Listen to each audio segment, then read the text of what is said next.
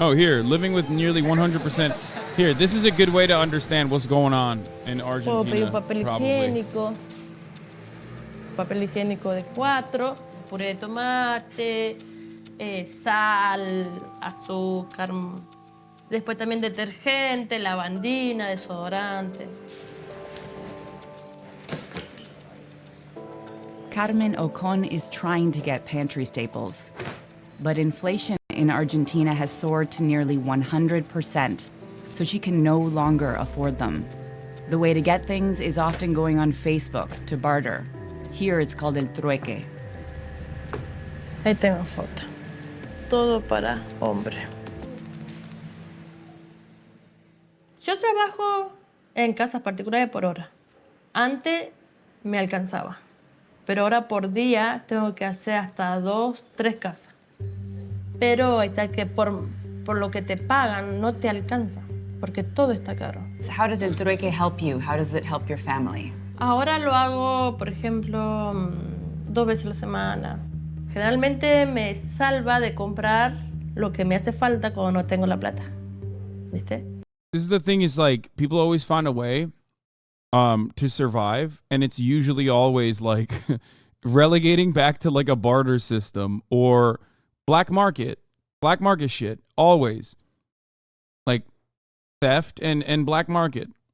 Like a non-taxable and like implementation of like very niche localized economies that are not taxed and also are price controlled. Subimos lo que tenemos a las páginas de los grupos, hay muchísimos miembros, la mayoría son mujeres.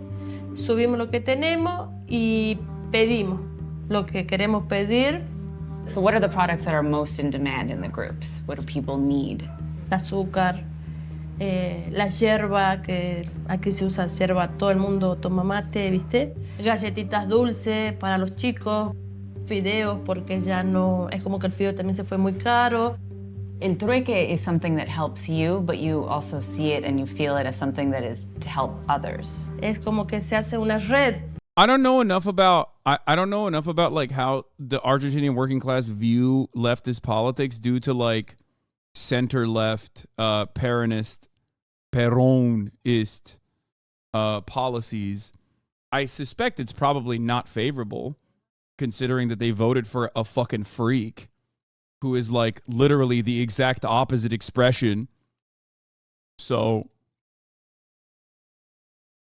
Trotskyists get 3% of the vote here. I mean, but that's whatever. You know what I mean? Yeah, there's always shit like that. That doesn't mean anything. Betrayed, that's why the working class is going more and more reactionary. ¿Viste? Se arma una red. Te sirve a vos y le sirve al otro. Quizás empieza como que una mano solidaria. Yo te ayudo y vos me ayudás. Sí. People in Argentina know their way around an economic crisis. In the early 2000s, the economy collapsed. Many turned to bartering clubs to get by. See? Things have bounced back since then, but inflation remained a persistent problem, and now it's at its highest in more than 30 years. There's no one reason for this, but a major problem is that the government spends. Yeah, you laugh, but would you not love a 3% vote for hardcore leftists in the U.S.? Come on. First of all, we have an entirely different structure in our Congress. And also, secondly, we do kind of have that. And people yell about the third-party votes all the goddamn time. We have a duopoly, so it's a little bit different. Spends more than it has. To keep up, it borrows or prints more money, which devalues a currency. This administration has tried a slew of policies to curb inflation, such as price controls, increasing salaries, and negotiating debt with foreign lenders. La inflación es un fenómeno histórico en la Argentina. Ha sido un callejón recurrente del que pareciera ser imposible salir. With the value of the peso plummeting, people are rushing to buy dollars. But the government limits who can make exchanges and how much they can get, creating a vast illegal market.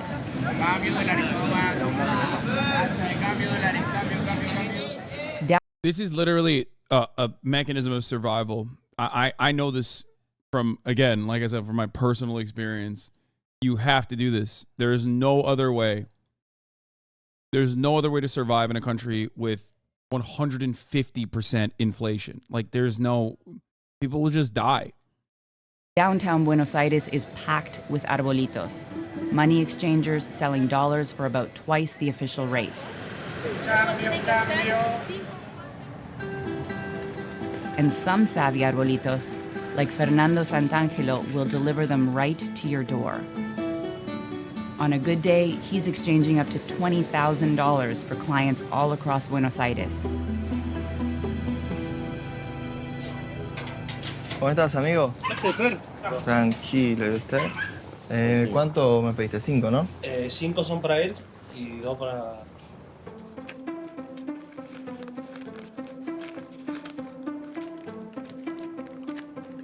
Pero la gente necesita comprar dólares y de alguna forma tiene que buscarlo. Esta es la única opción, recurrir al mercado negro. A lot of this is through WhatsApp, it's through, posting on Facebook. Tell us a little bit about how that works.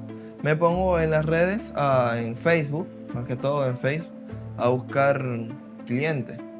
Por ejemplo, mira, tengo un cliente que me acaba de escribir que necesita pesos para $1,000. Yo comienzo desde acá.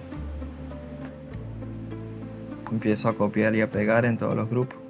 Mira, acá están todos mis compañeros ofertando, mira, ¿eh? Vendo $5,000 en 316. Yo publico, y acá tengo muchísimos grupos. Todos estos grupos, todos están activos. Comprando, vendiendo, no paran. A veces hasta las 12 de la noche están todos comprando, vendiendo. Y el que le sirva la hora porque tiene los pesos, tiene los dólares.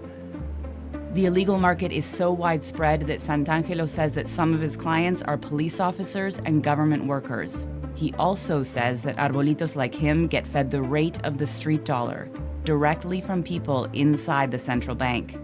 Este es el grupo de difusión. Por aquí es que yo sé cuando sube y cuando baja.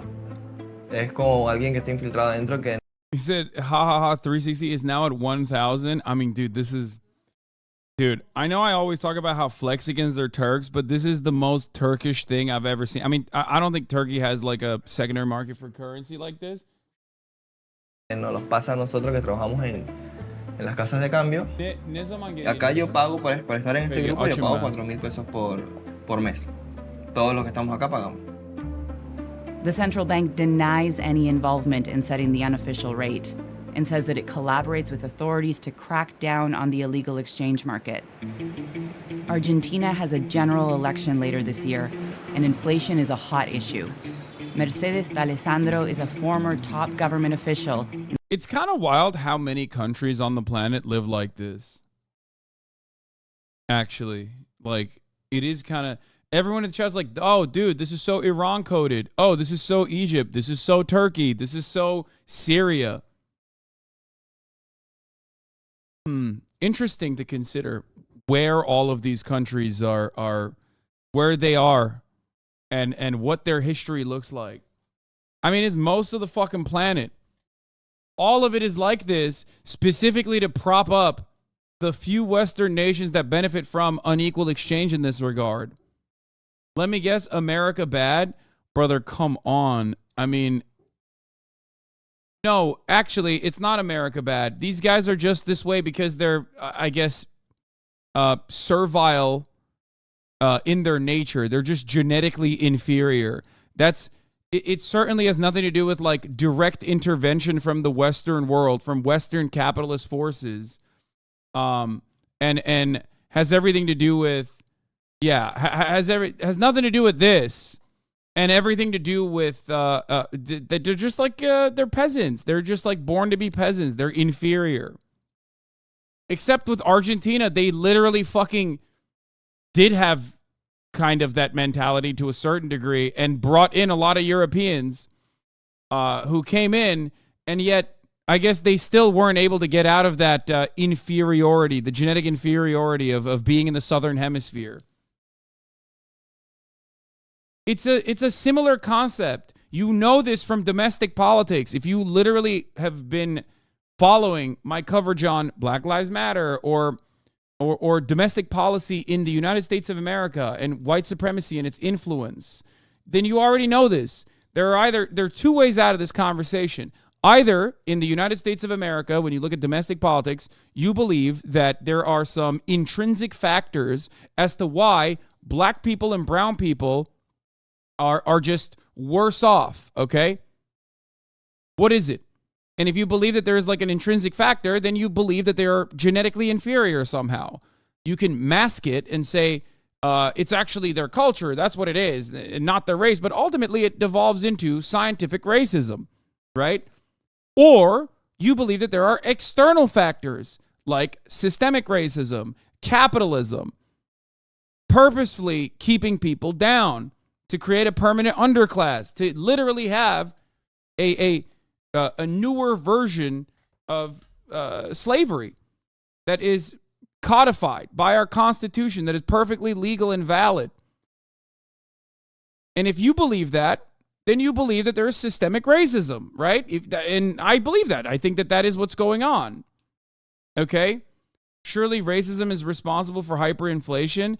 No, brother. That's not what I'm saying at all. You're misunderstanding my point. You either believe that like Argentina, Egypt, Syria, Turkey, Iran, all of these other countries that we just mentioned have dog shit economies due to the fact that due to some like intrinsic factors. Like they are just personally not smart enough in comparison to these beautiful European democracies that we look to. Or you believe that there are some other external forces at play. How do you respond to the argument that culture explains the disparity? Black culture is American culture. The idea that like black people respond differently to black culture than white people, which consume more black culture than black people do because there's more white people in America than black people, is just pure racism. It's just racism, but with like an additional layer on top of it, an additional coat on top of it. So instead of saying like black people are racially inferior, you say black people are culturally inferior. Except that's America's culture. So what is it? Why is it that black people are impacted by black culture in different ways than white people are?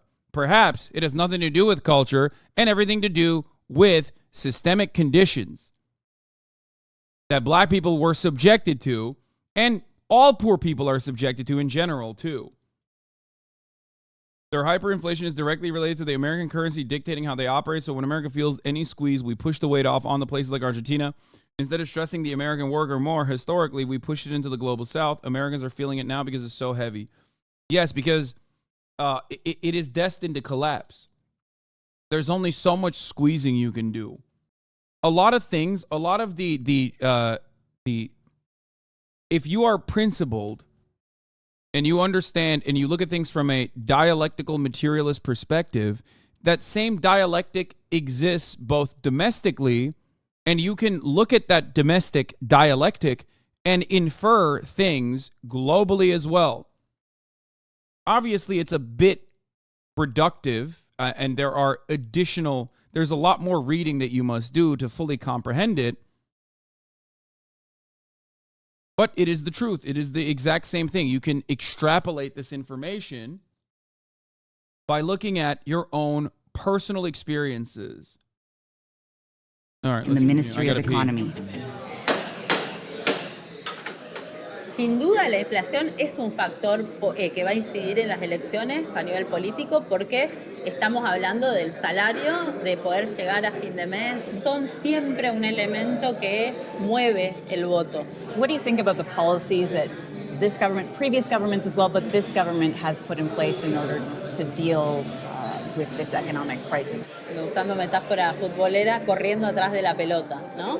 Es como pasan los problemas y vas a apagar el fuego, vas a apagar el fuego. Hace tiempo que no hay un plan económico.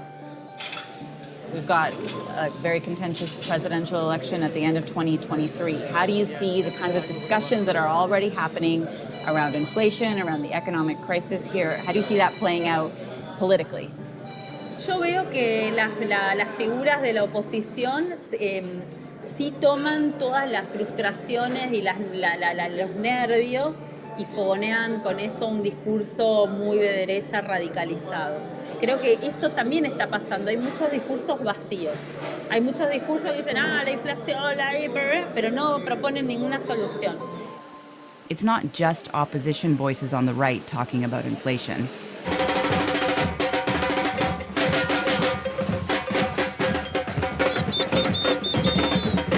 In Argentina, the street is a really important political tool. These are low-income earners and welfare recipients who are an important voting bloc for the current government. They're out here demanding higher wages and criticizing economic policies pushed by the previous right-wing administration, but also by this coalition left-wing government. The fact that they're even doing that is a sign that cracks are beginning to show in that coalition ahead of the next elections. Los reclamos para el gobierno hoy son los mismos que tuvimos siempre, nada más que con otros gobiernos. A este lo votamos, con este venimos siguiéndolo y nos está defraudando. No votamos para eso. Do you still support the government? Sí, nosotros estamos con la democracia, nosotros nunca vamos a estar con el golpe de Estado, ni tratando de sacar un gobierno, ni nada. Simplemente le estamos dando acá la información de que no está nada bien. Le decimos, estamos pasándola mal, traten de trabajar para nosotros y con nosotros.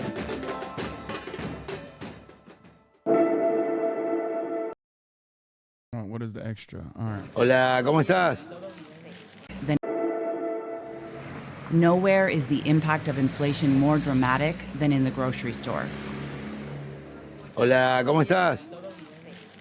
South American here. In the face of these results, these elections, I see a lot of people arguing that it's going to be great because it's right-leaning and it's not socialism. And an argument in opposition for socialism is that it doesn't work because of corruption. Wouldn't a libertarian government allow an easier way for corruption to prosper? Not that it's a valid argument against socialism, I believe. Yes, of course. The only difference between a socialist government engaging in corruption, or a socialist government engaging in corruption, and a right-leaning government engaging in corruption is that one codifies the corruption, or at least like takes away the mechanism that is supposed to be engaging with corruption, the regulatory bodies that are supposed to say, no, you're corrupt, you can't do this. One basically says that they're going to combat corruption.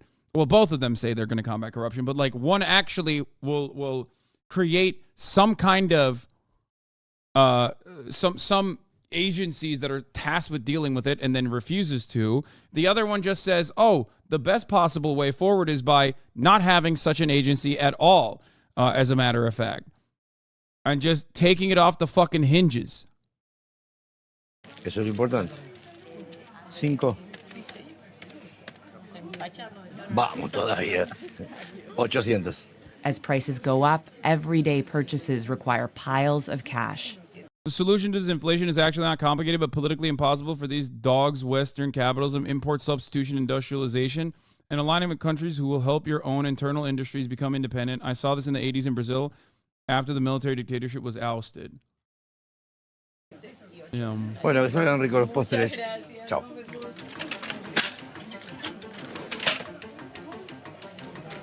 Venimos con una bola. Solution to inflation is Bitcoin, but nobody wants to listen yet. Dude, you're right. Exactly what happened here in Brazil. PT's government allowed corruption investigations to happen while Bolsonaro simply shut down any attempt to do so. Tremenda. Tal vez determinadas empresas están teniendo 2 aumentos por mes. Fíjense que todos los productos, todos tienen el cartel, porque lo más importante es blanquear la información al cliente. Que lamentablemente, escribir el producto y escribir... ISI is fine, but what Jacobsian solution is missing the price-fixing aspect that is utterly necessary to prevent crisis price gouging. But I don't understand. The previous government also said that they were implementing price gouging. Price gouging combat measures. If you take an inflating currency and exchange it for a deflating currency, you win. Is written in the ancient tomes of Adam El Smith. precio es más rápido hacer el... Well, yeah, while under the thumb of IMF, they can't do anything, sadly. Yeah, that's the other. What do your customers say about these price jumps and the frequency of them? El consumidor está enojado. El hecho de que venga un cliente y encuentre un precio y al otro día otro y al otro día otro, uno pone en riesgo esto, el capital más importante que tenemos, que es la confianza de nuestro cliente. What kind of impact does that have on your own earnings? muy complicado para el tema de nuestra rentabilidad, ya que nos ha pasado de comprar un producto, traerlo, ponerlo en góndola, vamos a volver a reponer el producto al mayorista, lo compramos a veces a mayor valor de lo que lo estábamos vendiendo. Entonces destruye nuestra rentabilidad.